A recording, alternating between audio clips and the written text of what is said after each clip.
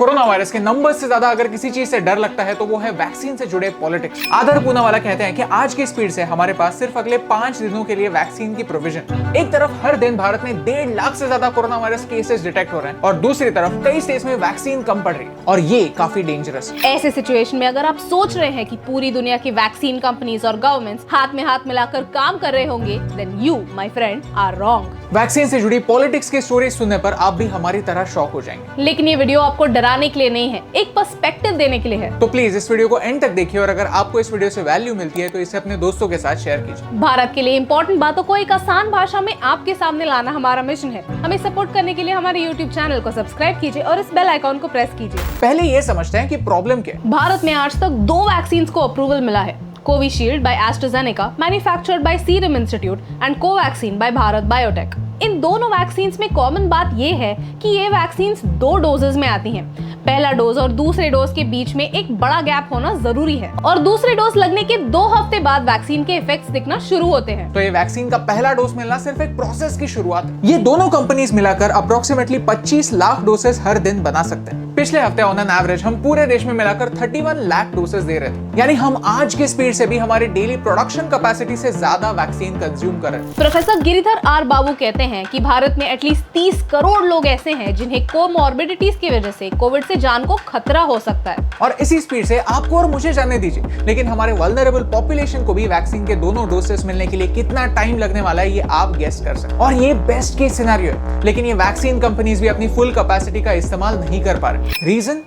Politics. 5 मार्च को serum institute के CEO आदर पूनावाला ने एक इम्पोर्टेंट मुद्दा उठाया कि अमेरिका वैक्सीन मैन्युफैक्चरिंग के लिए लगने वाले इम्पोर्टेंट रॉ मटेरियल्स का सप्लाई ब्लॉक कर रहा है। जो बाइडेन ने प्रॉमिस किया था कि उनके एडमिनिस्ट्रेशन के 100 दिन पूरे होने से पहले 100 मिलियन यानी 10 करोड़ वैक्सीन के शॉट्स यूएस में लगने चाहिए और ये टारगेट्स अचीव करने के लिए उन्होंने डिफेंस प्रोडक्शन एक्ट इन्वोक किया। और इस एक्ट की वजह से यूएस के बाहर प्रोड्यूस होने वाले हर वैक्सीन पर नेगेटिव इंपैक्ट हो रहा है, क्योंकि इन सारी चीजों का सप्लाई अचानक से कम हो गया। ये यूएस के लिए तो अच्छी बात है क्योंकि वहाँ का वैक्सीनेशन प्रोसेस फास्ट होगा, लेकिन पूरी दुनिया के लिए बुरी बात। और ये अमीर सो कॉल्ड डेवलप्ड देश यही करते हैं। पूरी दुनिया का सिर्फ 16% पॉपुलेशन इन डेवलप्ड देशों में, फिर भी पूरे वैक्सीन सिस्टम के 60% डोसेस इन्होंने पहले ही प्री ऑर्डर करके रखे हैं। फॉर एग्जांपल कनाडा ने इतनी वैक्सीन पहले ही बुक करके रखी है कि उनके पूरे पॉपुलेशन को 5 बार वैक्सीन मिलने पर भी वैक्सीन के डोसेस खत्म नहीं होंगे। क्या सेंस बनता है अगर एक अमीर देश के हेल्दी यंगस्टर के लिए वैक्सीन अवेलेबल है,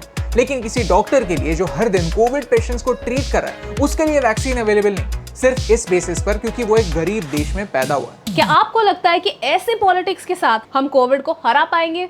ऐसे पॉलिटिक्स का खेल वैक्सीन की कंपनीज भी सीख चुकी हैं। फाइजर की वैक्सीन वेस्टर्न वर्ल्ड में काफी असरदार साबित हुई, लेकिन यही वैक्सीन जब अर्जेंटीना ने अपने देश लानी चाहिए तब फाइजर ने क्या किया? उन्हें बुली किया। फाइजर ने कहा कि फ्यूचर में वैक्सीन की वजह से अगर कंपनी पर कोई भी केस लगती है तो उसकी जिम्मेदारी फाइजर नहीं सरकार लेगी। अर्जेंटीना की सरकार ने कहा कि अगर फाइजर से नेग्लिजेंस होता है और किसी की जान जाती है तो एटलीस्ट नेग्लिजेंस की जिम्मेदारी फाइजर को ही लेनी पड़ेगी, and that makes sense, right? ये सुनने के बाद फाइजर ने अर्जेंटीना के लॉज के साथ भी इंटरफियर करना शुरू किया। अर्जेंटीना को, जो किसी भी डेफिनेशन से अमीर देश नहीं है, उन्हें अपने मिलिट्री बेसेस, बैंक रिजर्व्स और यहाँ तक कि एम्बेसी बिल्डिंग्स भी गिरवी रखने को कहा गया। फ्यूचर के डैमेजेस के लिए इंश्योरेंस लेने के लिए कहा गया। यानी अगर फ्यूचर में फाइजर की गलती की वजह से किसी की जान जाती है तो वो फाइजर पे केस तो कर सकता है, लेकिन उसका भुगतान सरकार देगी, फिर भले ही वो सरकार बैंकरप्ट भी क्यों ना हो जाए। पैंडेमिक के टाइम पर फाइजर का ये स्टांस इतना शॉकिंग है कि लगता है cure is worse than the disease.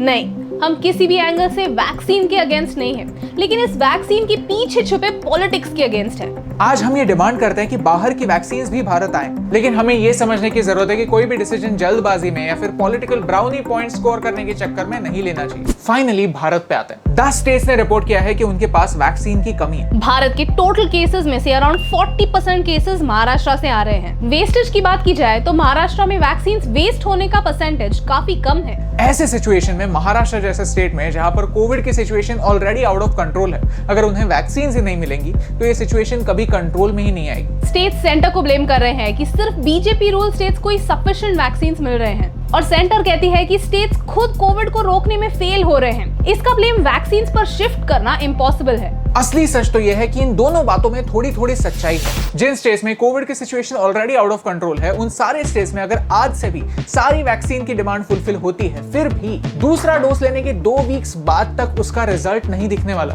तो वैक्सीन का कम पड़ना ये एक्सक्यूज आज के बढ़ते केसेस के लिए नहीं हो सकता। वैक्सीन सिर्फ आज से 3-4 महीने बाद आने वाले केसेस कम कर सकती है, लेकिन आज के केसेस की रिस्पॉन्सिबिलिटी तो स्टेट्स को ही लेनी पड़ेगी। मिनिस्ट्री ऑफ हेल्थ ने रिसेंटली 3.5 करोड़ डोजेस का एलोकेशन किया है। उसमें से महाराष्ट्र का कोटा है 17 लाख और यूपी, जिसका कल का केस लोड इंडिया का 10% था, उसे 44 लाख डोजेस एलोकेट किए जा रहे हैं। कि स्टेट को कितना वैक्सीन मिलना चाहिए, ये उस स्टेट में कोविड की क्या हालत है और उस स्टेट के वैक्सीनेशन का परफॉर्मेंस क्या है, इस बेसिस पर डिसीजन होना चाहिए। ये वैक्सीन का जो शॉर्टेज है वो क्लियरली कम्युनिकेट करना सेंटर की जिम्मेदारी है। ताइवान, वियतनाम, थाईलैंड के कोविड रिस्पांस में एक सिमिलरिटी जरूर थी। उन्होंने क्लियर कम्युनिकेशन रखा, उनके लोगों को विश्वास दिलाया कि वो कोविड को फाइट कर रहे हैं। हमारे कोविड रिस्पांस में लैक ऑफ ट्रांसपेरेंसी की वजह से मिस इन्फॉर्मेशन फैलता है और फिर लगता है कि हम अंधेरे में निशाना लगा रहे हैं। कोविड के समय हमने काफी पॉलिटिक्स देखा है। अगर वैक्सीन के समय ये पॉलिटिक्स ना हो तो सभी के लिए बेहतर होगा। आदर पूनावाला कहते हैं कि भारत सरकार को वैक्सीन कैपेसिटी बढ़ाने के लिए ग्रांट देने की जरूरत है। लास्ट ईयर जो पीएम केयर फंड्स में पैसे इकट्ठा हुए थे, वो अगर हम अब यूज नहीं करेंगे तो कब करेंगे? कोविशील्ड, ये वैक्सीन पुणे में बन तो रही है,